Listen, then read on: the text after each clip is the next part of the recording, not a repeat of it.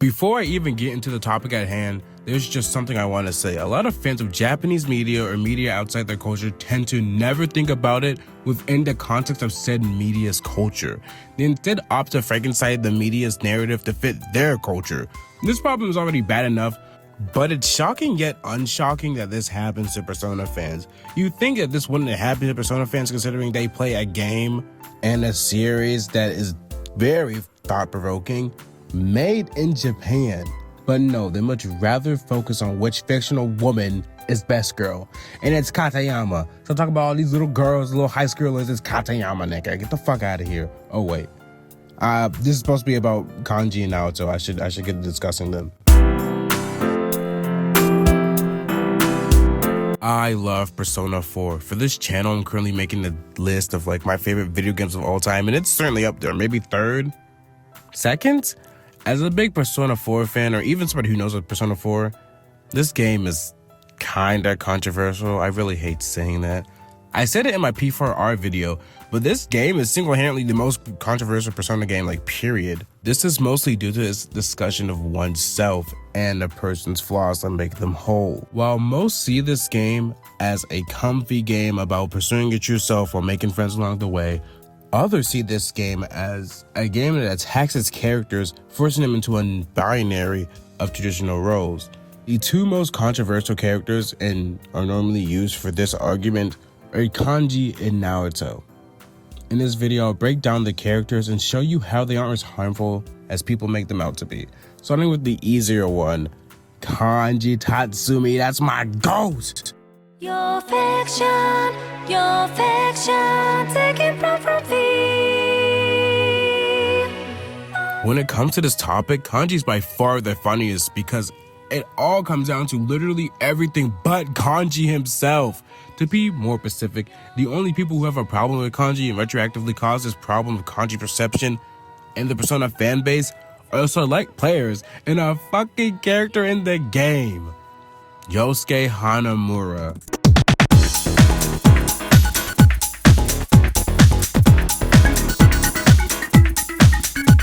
Yeah, I have to talk about a third character in this video.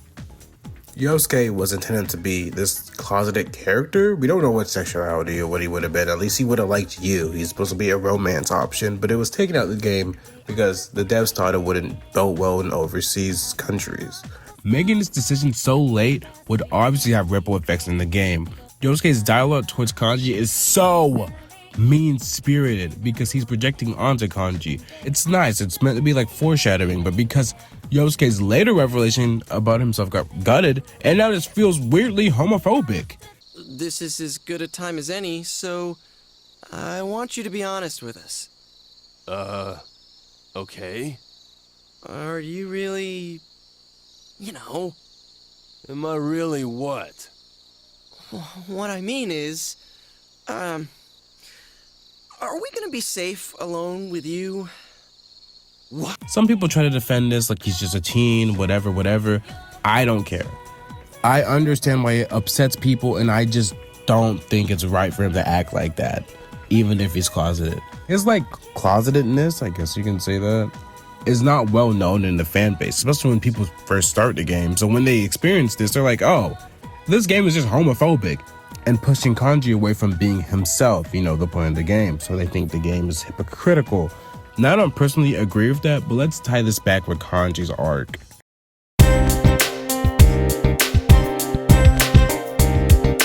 Kanji is introduced as the next potential victim, contrasted by the three delicate women before him. It sticks out a lot to the player, especially the way he's introduced by beating up a biker gang for his mama. I would do the same thing, I love my mom. The Kanji to go. And anyways, we first see potential hints at his arc when he's seen talking to the Prince Detective, asking why a guy would be interested in him. Throughout the stakeout, we're in the stakeout, by the way, you should know that because you played the game before. We get a bit more inklings of his potential dilemma before he gets captured. Evening, darling. Today we are going to transcend the gender barrier and visit a place frequented by those seeking the most subliminal sort of love there is. My sweets, I will lead you on this journey. Mwah! I am Kanji Tatsumi, darling. No way. You know I've got a smoking hot body. What should I do with it? My blood is boiling. It makes me want to groove and shake my thing. Here I go!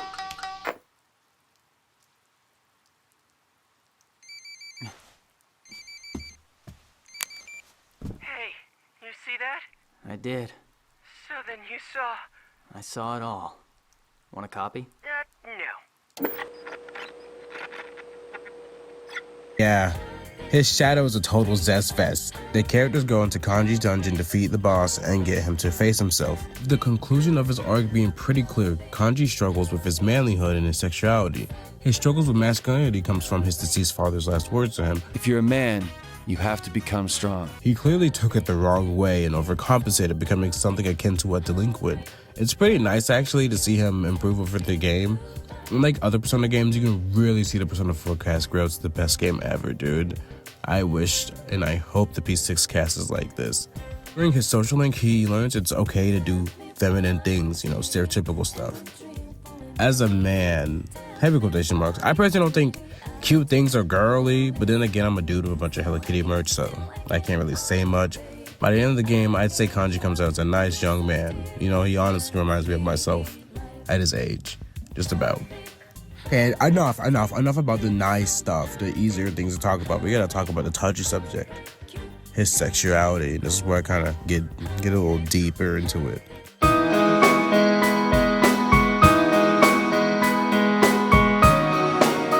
Before I fully get into this, I like to say my take on Kanji's sexuality or the side of his sexuality is very unique. So, prepare yourself.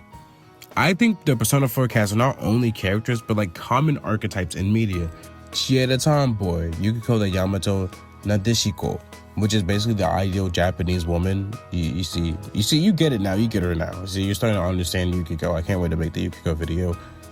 Yosuke, the best friend and wannabe hero. That's more of a trope in the West. Anyways, what Persona 4 does is very unique, especially at the time, which was basically use these common archetypes and the characters to commentate on Japanese society and, society as a whole. Honestly, you can argue all Persona games do this, and I would agree, except for maybe some characters. What is Haru commentary on? Hey, maybe Nepo babies need some love. Shit, I love the fuck out of that Nepo baby. Anyways, Kanji being a delinquent is contrasted with his possible different sexuality, his motivation, and his struggle with manlyhood. The sexuality part, at least to me, is sort of a commentary not only on the character archetype, but on the audience themselves. I want you to genuinely comment this. Do you truly care about Kanji's sexuality? Does it irk you? Does it make you feel joy if he was queer? Or does it make you hate him? Because I don't care. And I think that's the point. Kanji is a commentary on how people perceive and attach themselves to characters. It's sort of controversial to use his sexuality as what is essentially bait. You actually see me say a similar thing about Naoto later, because I do kind of agree with that. But they want to keep you wanting to eventually ask yourself if this is okay. Hell, you could even say he's a commentary on sexuality discussion in real life. Do you really care if Chu is queer, or if Manon is queer, or if any K-pop idol is queer? I don't know why I'm using K-pop idols as an example. Taylor Swift, do you care if she's gay? Because there's a lot of people who do, apparently. Would that literally change anything about the world? Kanji's sexuality is basically more of a struggle for the player than Kanji himself. He gets over it super quickly. It is insane how he just becomes a man.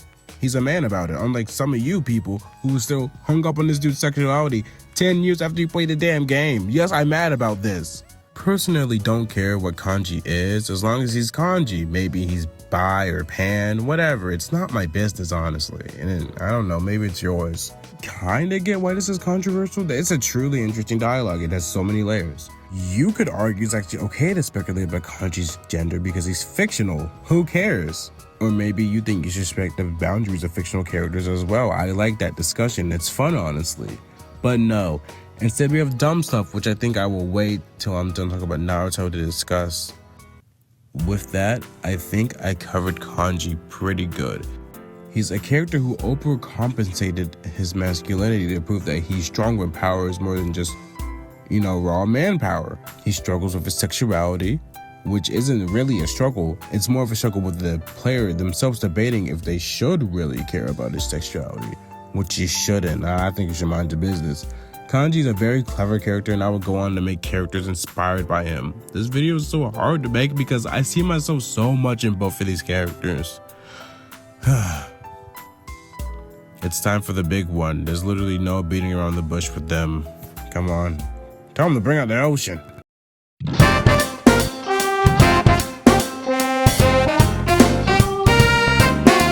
Easily the most controversial Persona character, Naoto is introduced to us as the Prince Detective, a boy interested in Kanji. It's revealed later that he's also investigating the murders at Ida above the police force. After Kubo was arrested, he still felt like the case wasn't over and transferred to our school, intentionally getting himself caught by the killer, subsequently getting thrown into the TV. Thankfully, there isn't much background to talk about with Naoto. We just get straight into her dungeon. I like her arc, it's kind of straightforward.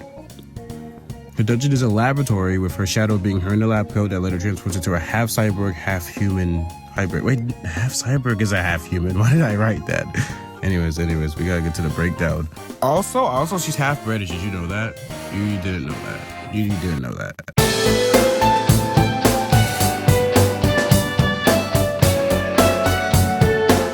Weirdest thing about Naoto, in my opinion, is that both shadow forms are very simple to understand. The first being a childish Naoto in a lab coat. A very exaggerated take on the way she literally messes with herself, experimenting with herself to be accepted under the male gaze. The lab coat is way too big for her, showing how this type of attitude is very childish in the first place. I work in a male-dominated field, so I must be a man so they can accept me. It's just dumb logic when you think about it. The cyborg shtick is an obvious play on how she wants to be herself, but is controlled by the man, much like how cyborgs are autonomous, but most of the time they are controlled by their computer parts, their robotic parts. There's again that tinge of childness with the design, but I won't get much into it, just look at it. Both of these designs paint a very clear picture of how Japanese society and society as a whole force women out of workplaces or forces them to conform to the needs of men. On the very surface level, a lot of people see this as an anti-trans message, but that's not the case. Naoto does not want to be a man. It's not in her heart. It's not her true self. We literally see her true self. Her presenting as a man is a persona.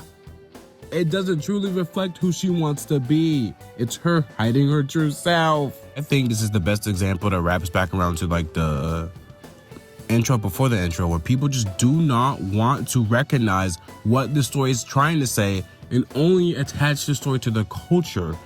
Please just take a step back and think about the fucking game within the context of the culture it's made from. Dude, I'm actually going crazy. This might be the most angry I've ever been in a video ever. Naoto's arc is basically like a type of inverse of Risei's arc. While Risei accepts all of her personas, Naoto rejects hers and decides to forge a new self. And through the game, you get to see her grow into her own woman. And I literally love that. It's tear-jerking just thinking about it, man.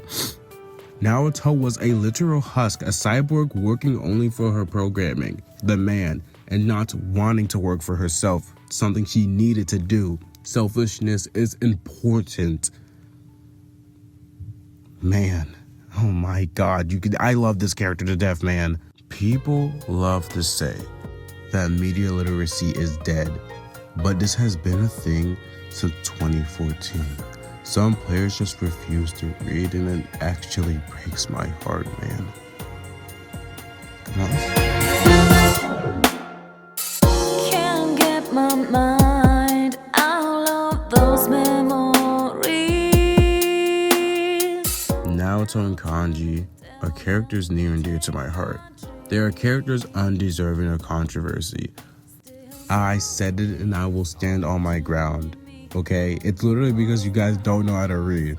One speaks on the struggles of gender and sexuality expression in the use of Japan and just use in general, honestly, and the other commentates on how poorly Japanese women are treated in Japan, especially in male-dominated fields and career paths. These crucial discussions are pushed aside so people can cry about how they think the game doesn't like them, hates them, and wants them to conform to society. All for that does not be in the game. Hopefully these critics/players do another playthrough of the game and truly understand the beauty of these characters. I love this game. Holy shit. I need... Also, this isn't my series. This is basically my version of Persona 4 Ranked. I'm doing this for every single party member. So Naoto in S tier, Kanji in A tier because he kind of sucks in combat. Spoiler warning for the next video. Most likely I don't fucking use Teddy that much, and I didn't use Kanji that much. That's why they're both the only characters in A tier. I think Teddy may sneak into S tier. Okay, that's it. Goodbye. I've been playing Overwatch again, so maybe to play the games or something. I don't know.